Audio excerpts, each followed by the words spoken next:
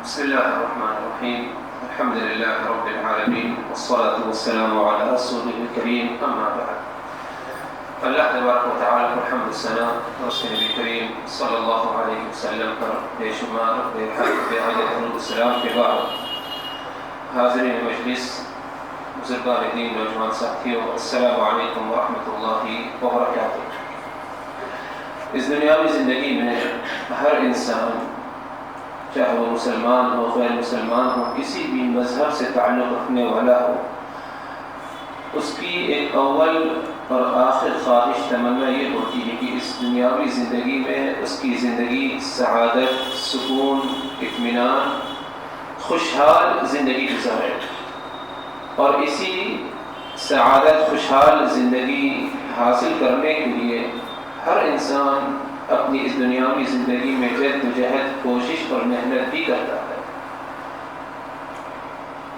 کوئی مال میں اضافے کی کوشش کرتا ہے، یا عزت منصب چاہتا ہے، یا کوئی اور ذریعہ بسا اوقات کیا ہے، کبائر یا بڑے بڑے گناہوں کے ذریعے بھی کیا ہے سعادت حاصل کرنے کی کوشش کرتا ہے۔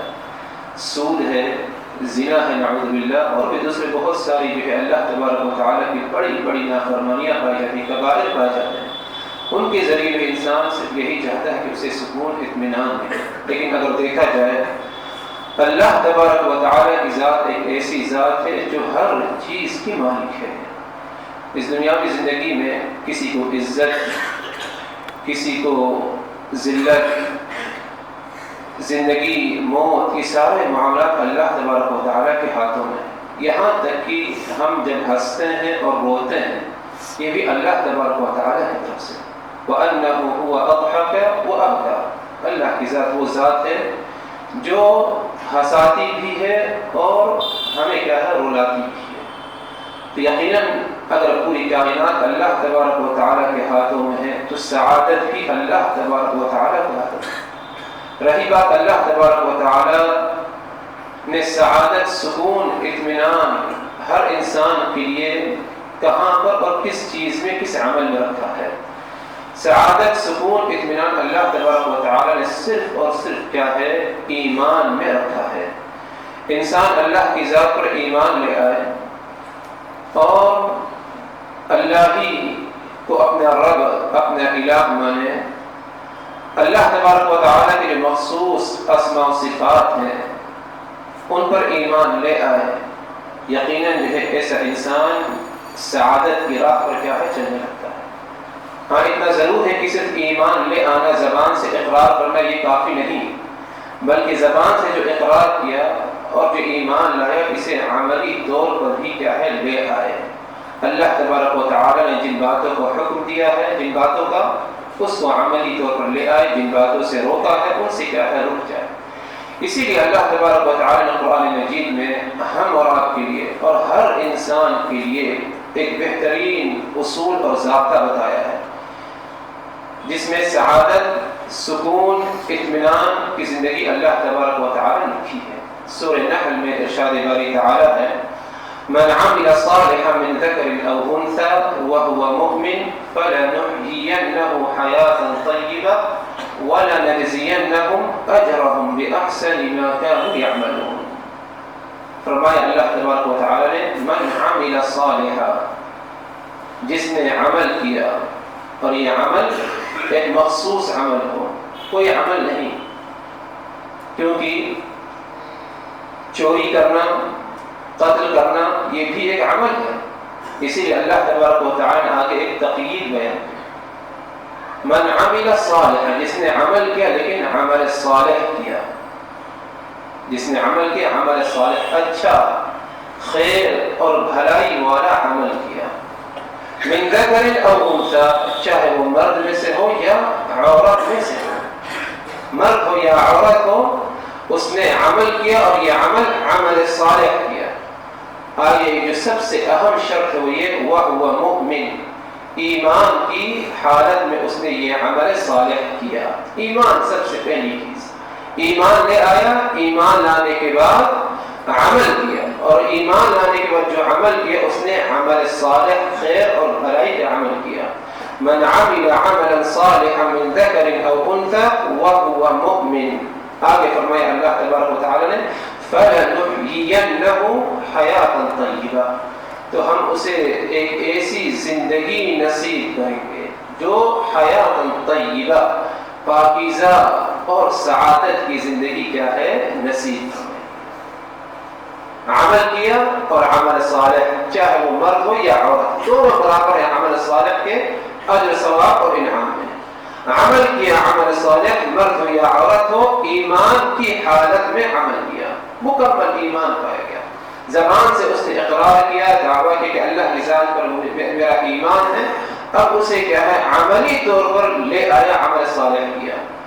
اب اس کے بدلے میں انعام کیا ہے؟ فَلَنُحْيِيَنَّهُ حَيَاةً طَيِّبَةً، ہم اسے ایک ایسی زندگی نصیب کریں گے جو حیات طیبہ، پاکیزہ یعنی صاف ستھری، اور اس زندگی میں کوئی غمگینی پریشانی نہیں بلکہ سعادت، سکون، اطمینان کی زندگی نصیب فرمائیں گے۔ یہ دنیاوی زندگی، آگے کیا ہے صرف کسی پر اکتفا نہیں بلکہ ایمان، اور ایمان کے بعد عمل صالح کے برکت سے اس کا بدلہ صرف دنیا میں نہیں بلکہ دنیا کے بعد کی جو زندگی، دائمی زندگی ہے، اخروی زندگی، اس کے بارے میں اللہ تبارک و تعالیٰ فرمائے اسی آیت کے آخر میں وَلَنَجْزِيَنَّهُمْ أَجْرَهُمْ بِأَحْسَنِ مَا كَانُوا يَعْمَلُونَ، اور یہ جو کچھ عمل کیا کرتے تھے، مراد عمل صالح، اس کا بدلہ ہم خوب اچھی طرح انہیں کیا ہے اچھا بدلہ انہیں کیا ہے دیا جائے گا۔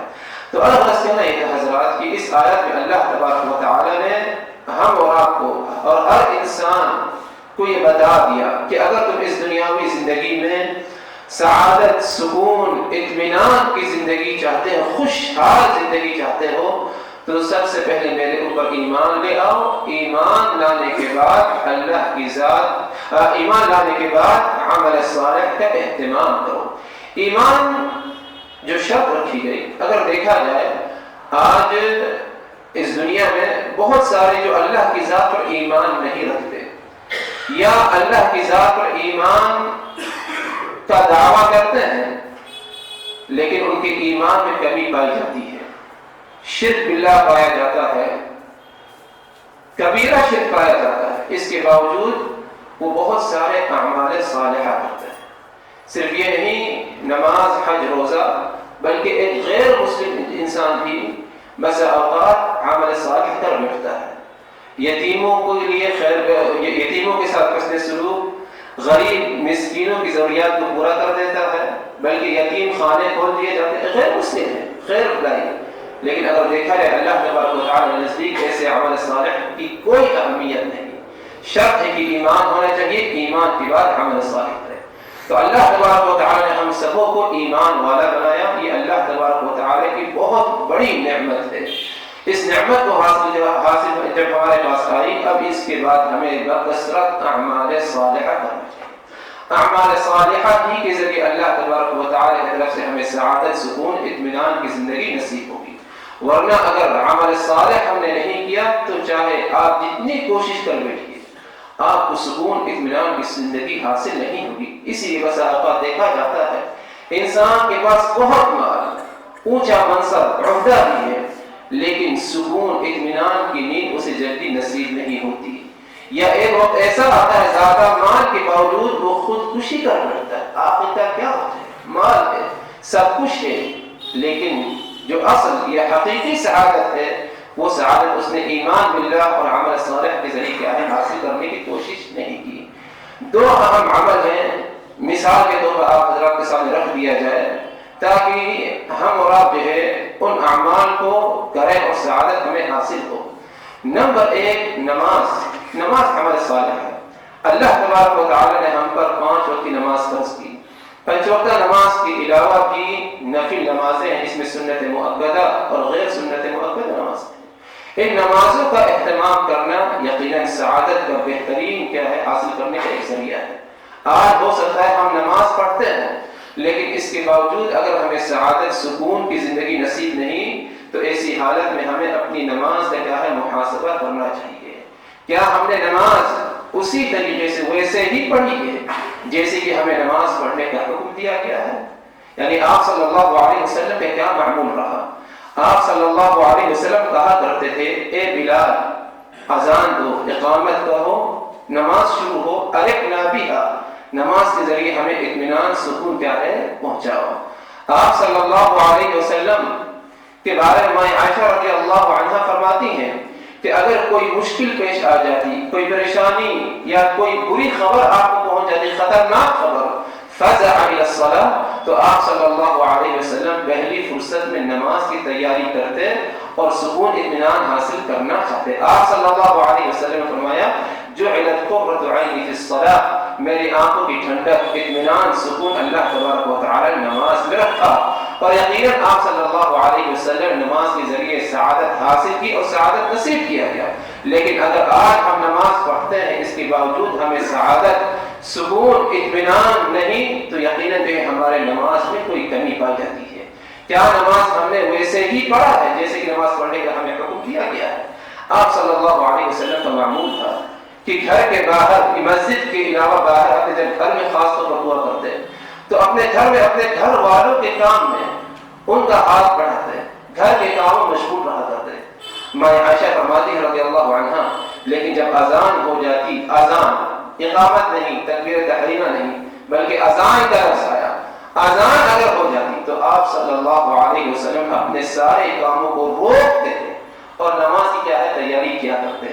آج ہم نے کتنا اس پر عمل کیا؟ ہر انسان اپنے اپنے نفس کا محاسبہ کرے، ہر انسان ہمیں سے کیا اپنے نفس کا جو ہے محاسبہ کرے۔ یقیناً جو ہے نماز میں ہماری مشاعر جو ہے کچھ کوتاہیاں پائی جائیں ان کی اصلاح کرنی چاہیے، اور نماز اگر ہم نے اسی طریقے سے پڑھی جیسے کہ پڑھنے کا حکم دیا گیا، آپ صلی اللہ علیہ وسلم کا جو معمول رہا نماز کے ساتھ، یقیناً جو ہے ہمیں سعادت، سکون، اطمینان ضرور کیا ہے حاصل ہوگا۔ ایک دوسرا عمل مثال کے طور پر بات رکھ دی جائے، عمل صالح سے مراد کہ عمل صالح کے ذریعے کیسے سعادت اور کیسے سکون حاصل ہوتا ہے۔